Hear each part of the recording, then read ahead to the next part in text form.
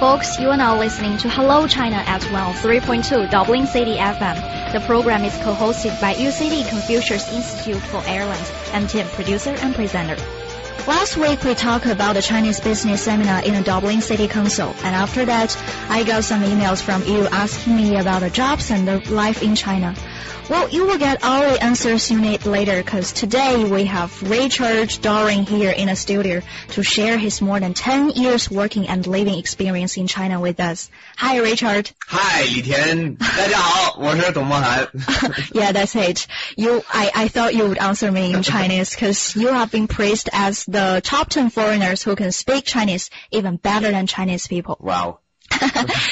Oh, seriously, Risteard, I think you are so unbelievable. Oh, stop. You learned Chinese only after you went to China, but now look at you. You are a very famous presenter in a China Radio International and China Central Television Station, and all your programs are presented by Chinese. Have you ever thought you would have such a successful career 13 years ago before you came to China? Yes. Really? No, of course I didn't. But no, as I mentioned to you earlier on, it was a series of, I should say, fortunate accidents. What happened was in 1998 when I first arrived in China. I had just left college in Dublin. I was in Liberties College in Dublin, and I didn't want to go straight into work, so what I did was I did some travelling from Dublin to Australia. And whilst I was living in Australia, an opportunity arose for me to travel to the northeast of China to teach English. A job I had no qualification or experience to do. Wow, really? No, it's the truth. And then I ended up in China, and I just quite enjoyed it. So through a series of meetings with some nice, generous people, I managed to eventually work my way to the dizzy heights as a household name on CRI. Actually, no, that whole process took about, as you said, more than 10 years. Just gradually meeting people, meeting producers, and doing shows. By shows, I mean like crosstalk, or might be taking part in interviews, not dissimilar to the one we're doing right now. And through a series of happy accidents, your name would be passed on to another producer or another director. Yeah. And then they would ask you, would you be interested in working on this show or that show? And as long as you didn't make a mess of it, make a hames of it, as you'd say, usually the work was fairly steady. Okay, and that's pretty much in a nutshell what I have been doing for the last almost 13 years now. 13 years. I know. That's pretty long. That's before you were born, I think. No. You were an English teacher in Northeast China when you started your career in China, right? That's right. So I guess a lot of people, international staff would try to start their career in China by teaching English. But how did you find that job? You mean teaching English? Yeah, teaching English. Well, I think teaching is a profession that is a very, how do I say, what kind of a profession would you say teaching? Well, never mind teaching English, just teaching in general. I think is a very worthy profession. And it's something that I think someone is born into. To be a good teacher, I think you have to be a very understanding student. You have to be very patient, creative. Yes. Because teaching, like learning, can become very boring after a while. For a student, if you're listening to the same routine, particularly when you're learning a language, it can put you off learning that language. And as a teacher, it can become very uninspiring if you're just reading from a book. So I found that teaching, for me, was a creative process where not only was I teaching English, but also I was learning quite a bit of Chinese through that as well. And later on, it helped me with public speaking because, a teacher is a performer to a certain extent, standing in front of a room of students. You need to be able to hold their attention and excite them and inspire them, which sounds very lofty. But you need to be able to excite and inspire people in order that they will continue to want to learn rather than just learn. Because to want to learn is different to just learning. Because to want to learn, you always make time for and find new ways to achieve your goal of learning Chinese, for example, or learning English or any other language, or any subject, in fact. How long have you been teaching there? Well, I started teaching, as you said already, in 1998, and I taught for about a year and a half. During that time, I was also learning Chinese, and then later on, I had to put teaching to one side because radio and television was taking up most of my time, as well as travel. But now I still do occasional classes, particularly with younger kids. Do you think you were born to be a good teacher? I don't know if I was born to be a good teacher. I mean, I know good teachers. I know a few of my friends are teachers, and they're very good. They're better than me. But I enjoy it. I think, though, it all depends on the student as well. If the student or students are there to learn and they want to try to learn, you can see it, first of all, in their eyes, and also you can hear it in their questions. So when you're in that kind of an environment, that kind of a professional working environment, it's very inspiring as a teacher as well to try hard and to try new things. And because there's a vast cauldron of resources for teaching, not only here in Dublin, but also in Ireland, in Ireland, but also in China as well. There is a variety of methods and technique one can use to teach effective English. Well, 13 years ago, there were only very few international teachers in China, right? Well, I don't know if there would be few. There would have been much less than now. Probably. I mean, certainly it's become easier for people to travel to China and work. Yes. Whereas before it would have been the equivalent of Ireland in the mid-80s. If you were to say you were going to Australia, there's a good chance that you wouldn't see your friends or family again for about 10 years.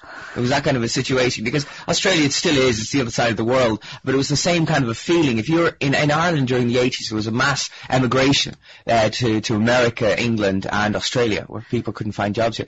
And it was the same kind of a feeling as it would have been in China. Like, if you say, I'm going to China, it was like, wow, it's going to another planet. Yeah. But now it's a lot easier. It's more planet. Yeah, that's planet, interesting. The PRC planet China. But now it's a lot easier, and there are more avenues available for people to find work. But if there are now more international teachers teaching English in China, does that mean there will be more requirements on the applicants' academic qualifications or working experiences? Yeah, because now the whole system has become more standardized. Whereas in the past, as you mentioned, say 10 years ago, anybody who spoke English, not even as their native tongue, could be a teacher. It was very much free-for-all, which was good and bad. But now, especially if you want to work for a state-run university or even a private enterprise, the requirements are pretty strict. Usually the basic requirements would be a master's degree, preferably in English. Also, some teaching experience would be, it's not essential, but certainly beneficial, if you have taken part in IELTS testing, or if you have a TOEFL examiner's certificate, if you've done an IELTS teacher training program. That's another bonus as well. But generally speaking, somebody who is young, motivated, and happy to be there would be a very good applicant to be a teacher. Yeah, and I know that there is still a great demand for international teaching staff in China now. According to Xinhua News Agency, now there are 400 million Chinese people are learning English. Wow. And all of them want a native speaker to teach them English. Yeah. I think I can understand why you'd want a native speaker, but I think that's going to change, though, in the future. Because when you talk about looking for a native speaker, obviously you want to find someone whose language is the language you're trying to learn. So you learn the proper version. Yes. However, when you look at English in the world today, it's spoken by more non-native speakers than native speakers. Yes. Simply because of the population of China, for example. That's true. And Asia. It's spoken throughout Asia, obviously by non-native speakers. So I think there's going to be a turn in the future to finding just speakers, accomplished speakers of English as teachers.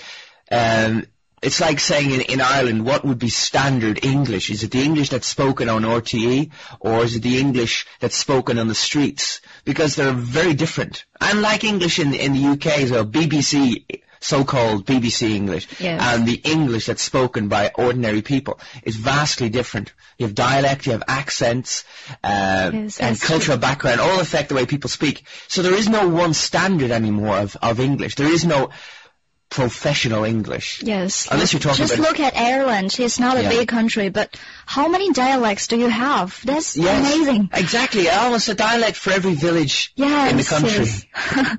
Okay, I think teaching English is a good start for people who want to work in China, because that kind of job can give you plenty of time to adapt yourself to this totally new environment.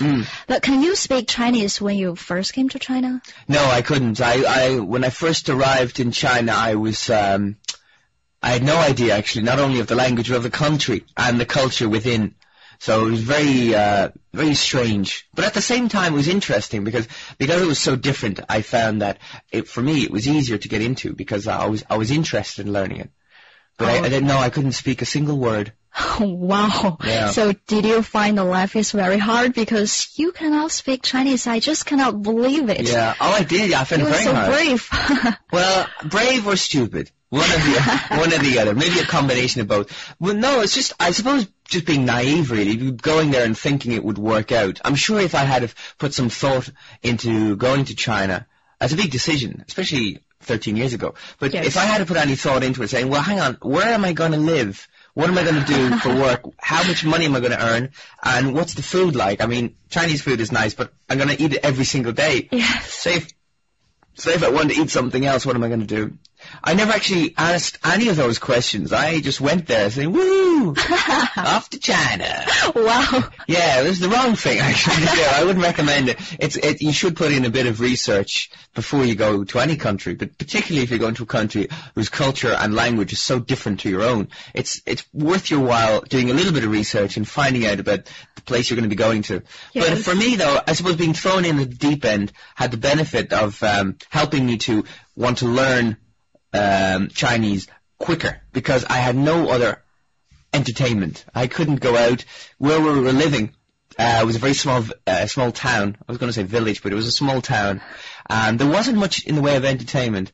And even the entertainment that was available, we couldn't understand it because it's all in Chinese and we didn't speak Chinese. So we had, you couldn't just watch TV or put on a DVD. First of all, we didn't have DVDs. We had VCDs. We didn't have to say VCD. We didn't understand the concept. So, yes, it was very much like a stranger in a strange land. So you started to learn Chinese at that time? Yeah, by self-study. Now, many of my Irish friends, they are learning Chinese, and they found it so hard, so difficult. But how can you learn it so good? Let me say. I think the best answer for that question would be I've never stopped learning, right? So I've never reached a point saying, well, there you go. That's my final word I'm going to learn in Chinese. It's an ongoing process. So first of all, you have the factor of time. 13 years, a long time to be doing anything. Yes. So if you do something long enough, you will eventually learn it. The second factor would be I was always interested in learning Chinese because I was in the country. And also I found that for whatever reason that I can't quite describe, I didn't find learning Chinese to be as difficult as I thought it would be. As I was learning, Really, but Chinese has been described as the hardest language on earth. The most difficult language. It's certainly very difficult, particularly writing characters is quite difficult. But I just found, as the process went on, I was more determined to be able to speak confidently. Yes. So I suppose it was like a challenge to myself, really. And just blind ignorance kept me going, saying, it's not that hard, keep going. When in fact, it is pretty hard. But again, if you enjoy learning something, if you enjoy learning music, if you play the piano, or if you like cycling, or if you like going to the gym, you will always find ways to do that, to get better at it. And then over time, you'll eventually improve. So you suggest those who want to learn Chinese, they should be persistent. Yeah, be persistent and don't take it too seriously. That's a good piece of advice because if you try and do too much in a short period of time, you're going to find it very frustrating. So just relax and enjoy it. And sometimes you'll come across these barriers whereby it just